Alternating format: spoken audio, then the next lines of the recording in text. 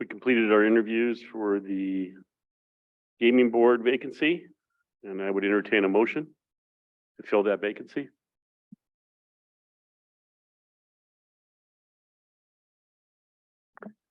Motion by Len to select Troy Felsman to fill the remaining vacancy for the LLC. Second by Mike. All those in favor? Unanimous, except for, excuse me, Bing's abstaining.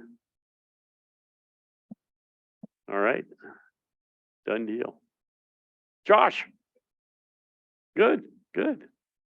Stay in council? Or you No, we can officially come out of the council session and we'll have meet and greet and talk about what we got before us with Josh.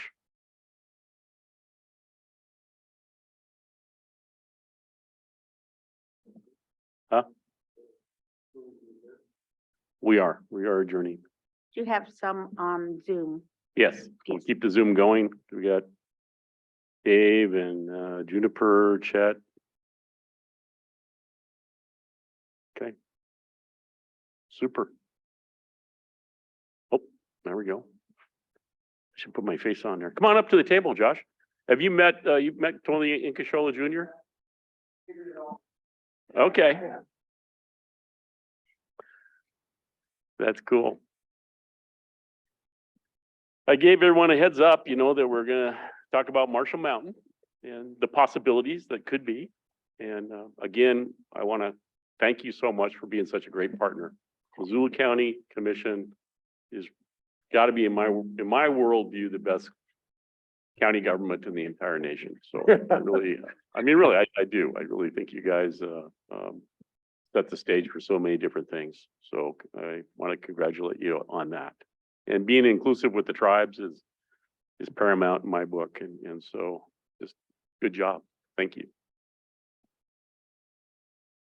You got to push the button though to get to make sure that everybody online can hear you. Right. So everybody's Dave and Chet and Juniper, are you all here? And Yep, we're here. so I want to say thanks and really acknowledge that Dave's really been our lead in all the tribal stuff, and we're super supportive and appreciative. And I'm really lucky that I can be here in person today. Dave's got a cold and is in his attic. But Dave, do you want to kick it off? Yeah, absolutely. Thanks, Josh. And thanks everyone who is in attendance in the room. I regret not being there in person. I am almost back in the saddle, and I'll be back up in your neck of the woods tomorrow, actually, hopefully healthy and raring to go. I would be remiss not to mention in Ronan tomorrow morning at 10 a.m. at the Boys and Girls Club. There will be a public meeting related to passenger rail restoration in southern Montana. All of you are invited. Councilman Charlo has been helping organize that. There will also be a meeting in Paradise later in the day. And this is funded by the Montana Healthcare Foundation, looking at passenger rail and transportation as a social determinant of health. So come on out, 10 a.m. Ronan tomorrow morning. But I guess more on point for today. So as we've been exploring for a while, the possibility of really exploring the future of Marshall Mountain. We know what that has meant to Western Montana and the community in the past.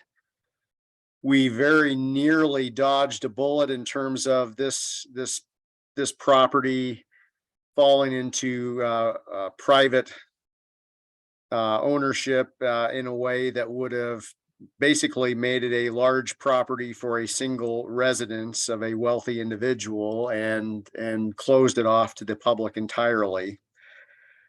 We also are keenly aware in Missoula County that whether it's where I'm sitting in my attic or the courthouse or Marshall Mountain, it lies within the Aboriginal homelands of the Salish and Kalispel people. And it would be tragic if, as we begin this planning process of thinking about the future of Marshall Mountain, that we did not engage in a conversation like we're having here or about to have here today. So far, and Juniper and Chet can go into greater detail as far as the actual specifics of this project, but we are working with the city of Missoula to deploy open space bond funds, considerable open space bond funds towards the purchase of this property. And we've had some initial conversations with your staff, very high level conversations with you, Mr. Chairman, as far as what might the opportunities be to partner with the tribes in some sense on this project. And we are completely open to what that might look like. There's going to be a need for concessionaire type facilities at this location, but there might be an opportunity, and we would, I think, certainly have the interest in exploring a greater and deeper partnership than that, even if CSKT even had an interest in exploring this further. So I think that's in the broadest sweep of the sense of what we're talking about here, the lay of the land. I think I'll stop talking now. Josh, do you want to jump in, and or Juniper or Chet could certainly describe some of the details of where we're at in the process. Thanks, David. I think you said most everything what I said to Tony in the lobby, but you said it better. I appreciate that. I was just going to ask Juniper, do you have a map that you could share? I probably should have asked you way ahead of time, but I figured we could just keep talking while you wrestle for it. Thanks. And if I remember right, there's this 3 parcels of land that kind of make up one acquisition.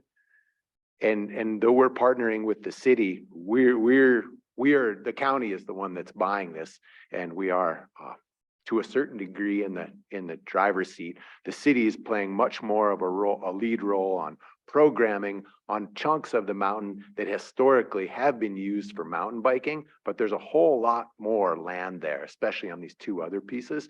And as Dave pointed out, it's wide open. And Tony and I had a great short discussion, and I'd learned a bunch just listening to you about what you guys do with other organizations and entities in terms of co-management or ownership or planning or resource protection.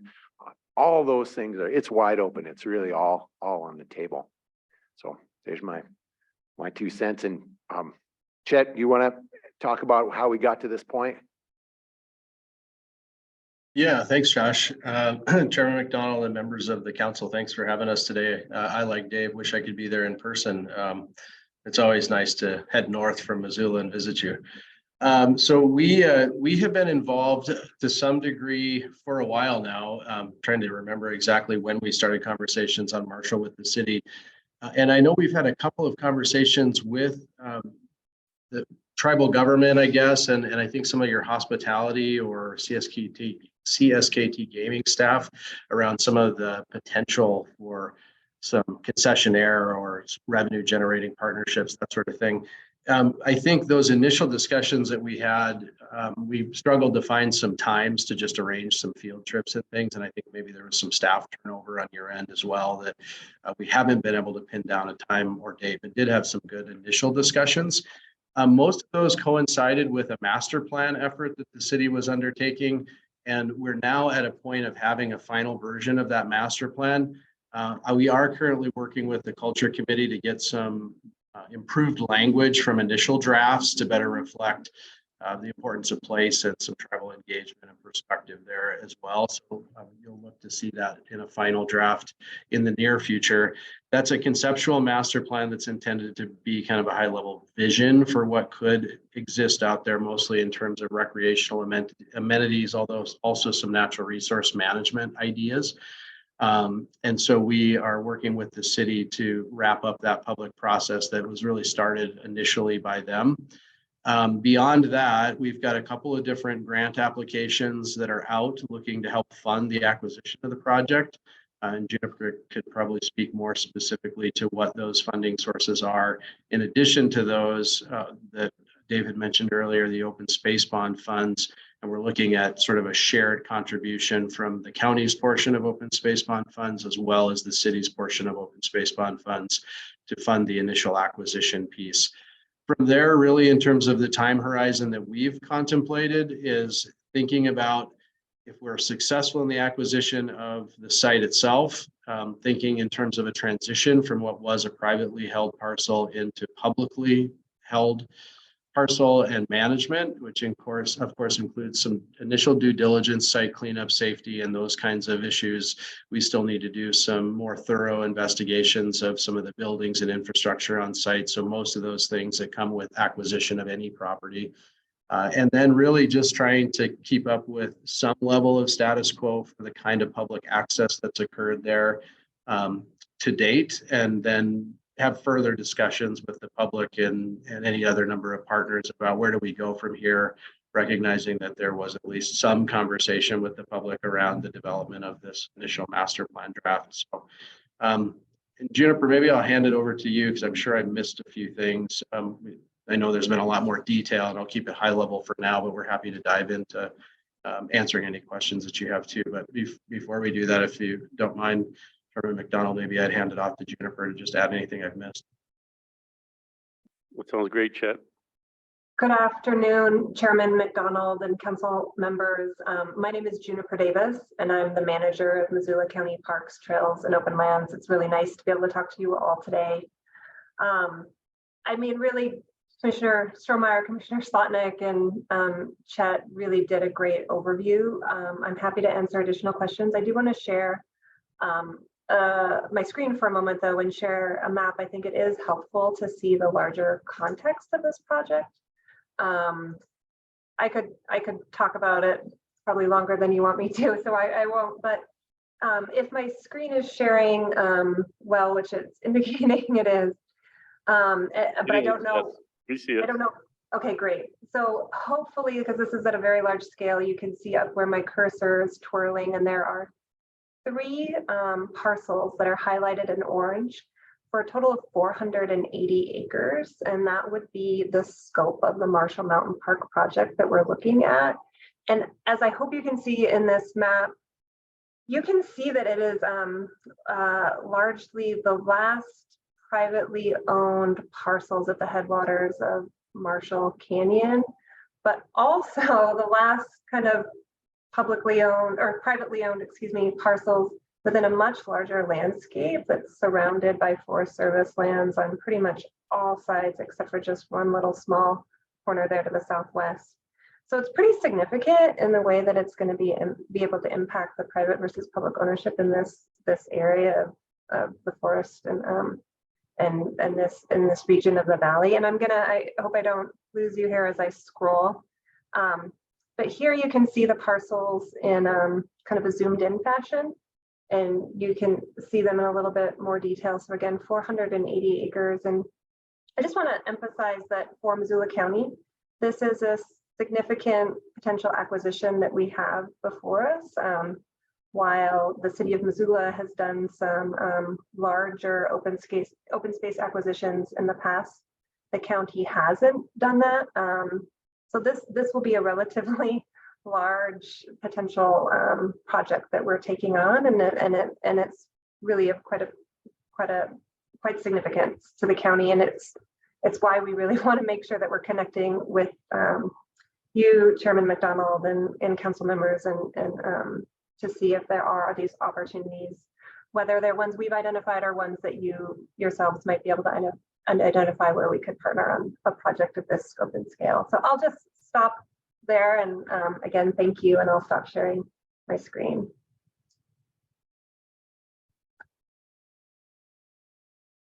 Any question from council members on the location and familiar with the site? Comment. Go ahead, Terry. Thank you. This is Terry Pitts, Councilman. Maybe to all of you, you have a lodge there, and also you have the surrounding area. What's the liability issue? I'm concerned that if someone gets injured in there, that I wouldn't want us to be liable.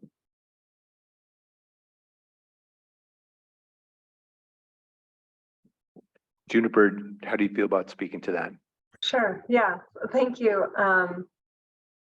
Thank you, that's an excellent question. So you are right, it has traditionally been used as a ski area in the past.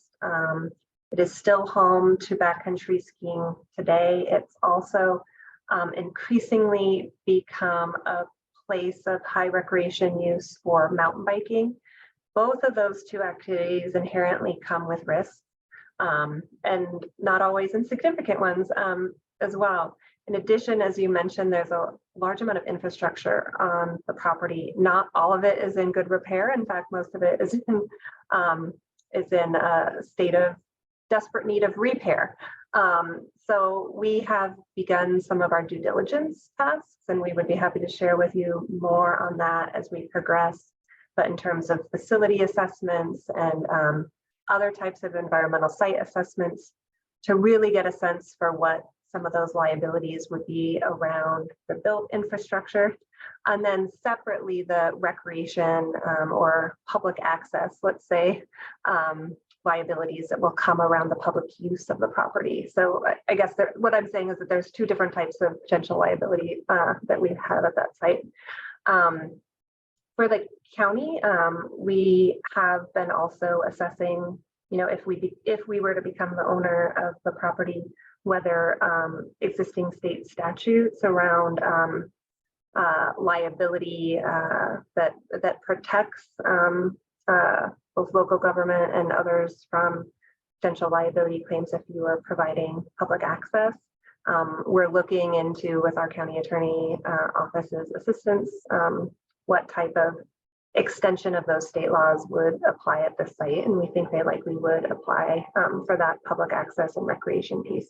So you're definitely right to pinpoint that there are significant liabilities out there, and we're kind of in the process right now of assessing those and coming up with some further analysis and recommendations. Thank you. So Juniper, do you have any recent visitor use data, like head counts for daily use, or how many mountain bikers and how many cross-country skiers, that kind of thing? Yeah, I'm really glad you asked that question, Chairman McDonald.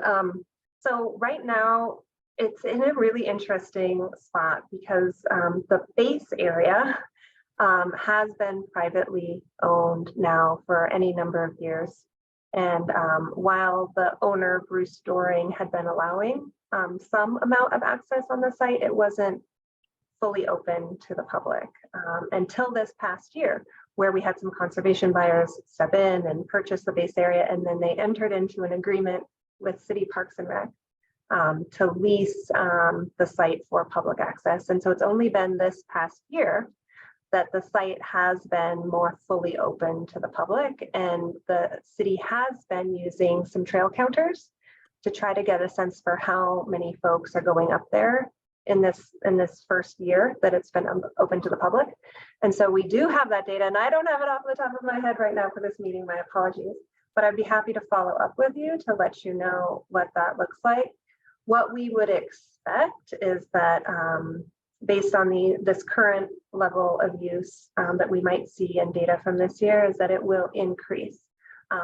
Right now, it's still a little bit off people's radar, but once kind of ownership is sorted out and it's more clear to the public what the opportunities are up there, that we will see an increased use up there. And I can tell you, I was just up there this weekend and the parking lot was full and was starting to go down the road a bit. And that was just an average weekend. People are really enjoying it.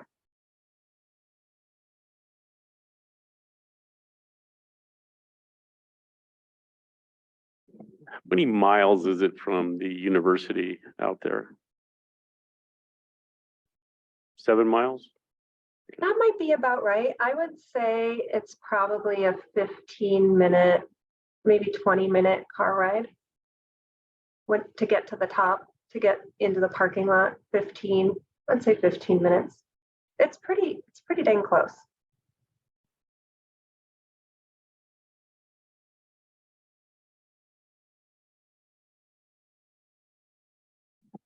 Any questions, council? We were, I was really hoping to have a field trip out there for council. The same time we were gonna visit Prim Meadows and kind of hit them both, hopefully on the same day. I still would strive to do that, get people familiar with the site. There, being a former skier in Missoula at Snow Bowl and actually I didn't ever ski at Marshall because it was like the kiddie hill. So yeah, did you? Yeah. But I was more in the steep terrain as a national ski patrolman at Snow Bowl and into lots of steep stuff. But anyway, that Carol skied out there. Has anybody else skied out there? No, not familiar? Good. It is a unique opportunity close to the city center. And is there any plans for pedestrian trails to make it from the city center out to that location? Maybe. Yeah, I don't know if anyone else wants to respond to this either. We have a number of planning documents that show a critical need for pedestrian and bike pathways that would connect Missoula to East Missoula, to Marshall Mountain, and then connect to existing trail systems. The funding is another another question we have in terms of actually being able to build that critical infrastructure that's needed, but I think it would be a really strongly supported project if there were to be one. Commissioner Stromeyer?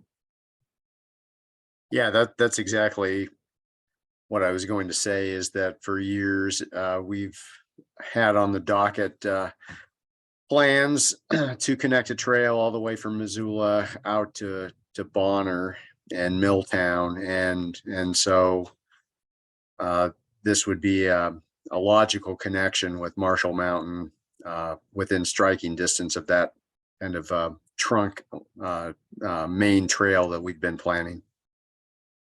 We did recently complete an East Missoula Highway 200 corridor plan, and there's bike lanes that would connect this whole thing. And we're actively right now looking for ways to fund that plan. It's a huge project.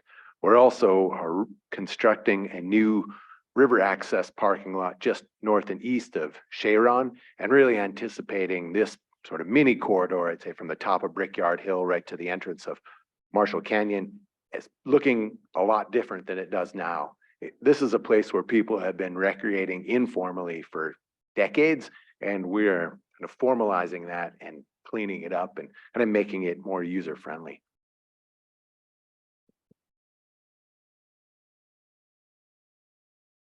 What are the constraints for the open space bond funding as far as that landscape? Juniper, I think that's you again. Thank you for the question. So the open space bond funds have already been approved by Missoula County voters. So they are already approved, and we have some of the bonds issued. So the money is available. When the voters approved the bond in 2018, the very specific ballot language and kind of resolution language specifies what types of projects can be funded with those bond funds. Generally speaking, they must be capital improvement projects, acquisition, or obtaining an interest in the land. Marshall Mountain being an acquisition certainly fits those criteria.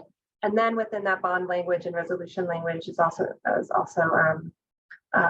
details the criteria for what type of open space values that we would be looking to protect with those bond funds. Different types of natural resource and connectivity and recreational values. And those do line up with the values that would be obtained through the acquisition of a Marshall Mountain Park project.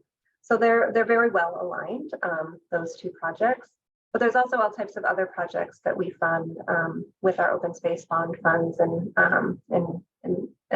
we would love to find actually additional opportunity to partner with the tribes as well on other projects throughout Missoula County. And traditionally, we've done some conservation easement projects that have utilized open space bonds, working to protect connectivity, again, natural resource, agricultural lands, And there's great opportunity there. So Marshall Mountain is a good fit.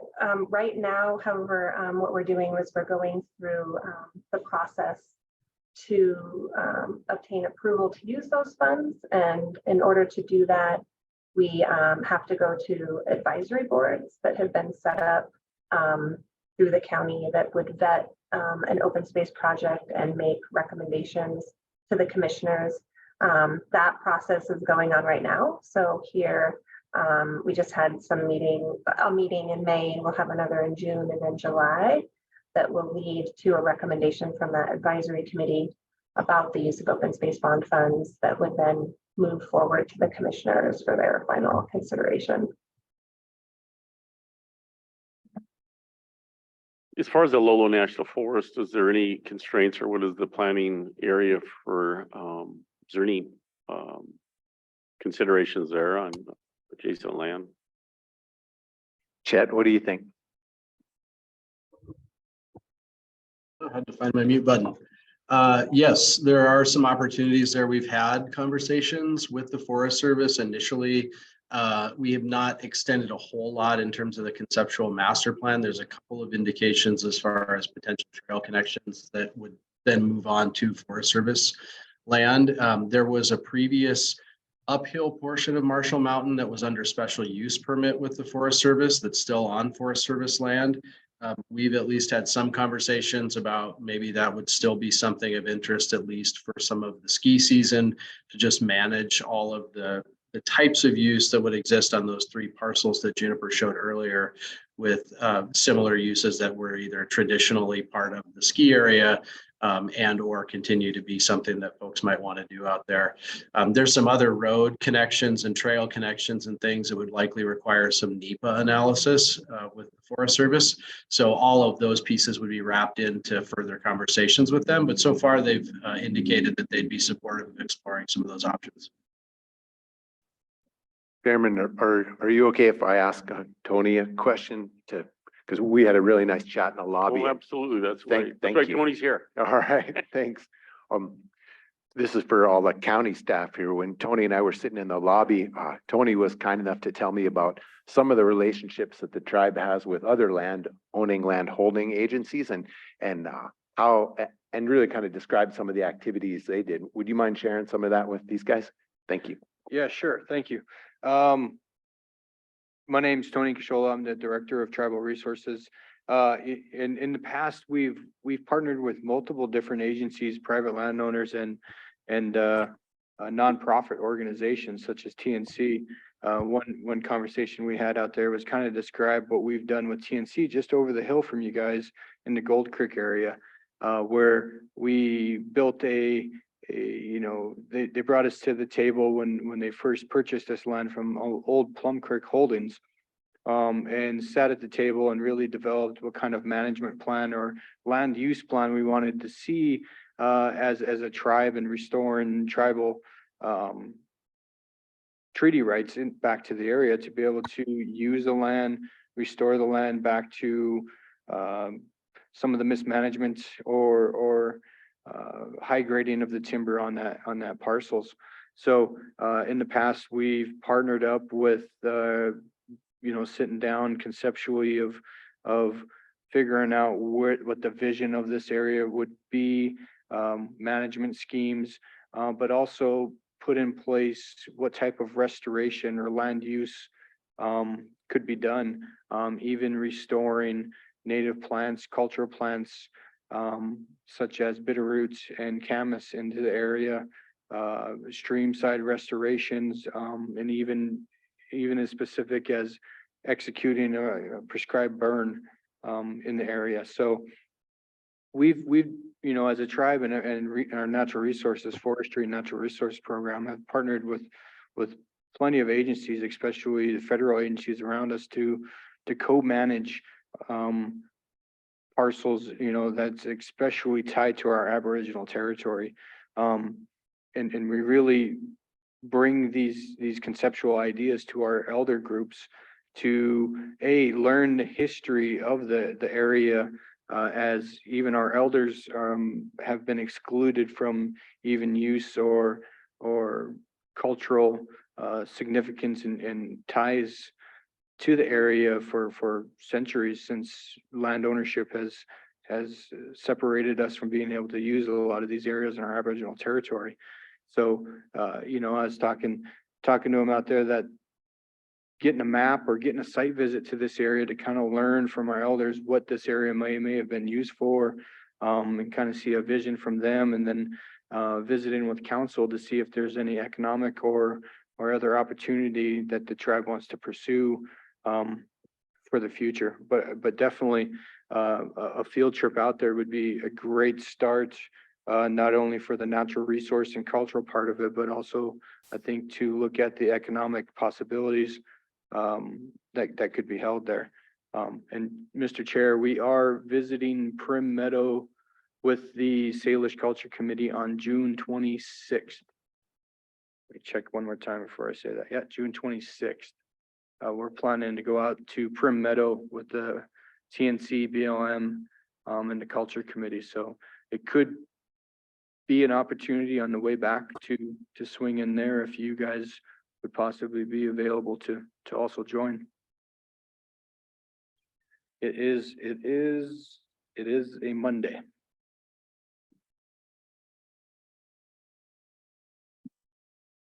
June 26th, works for us probably, huh? Yeah. And Dave has his hand up as well. Oh, go ahead, Dave. Yeah, thanks. Thanks, Tony. That all definitely aligns with some of the conversations we've had as far as might there be economic potential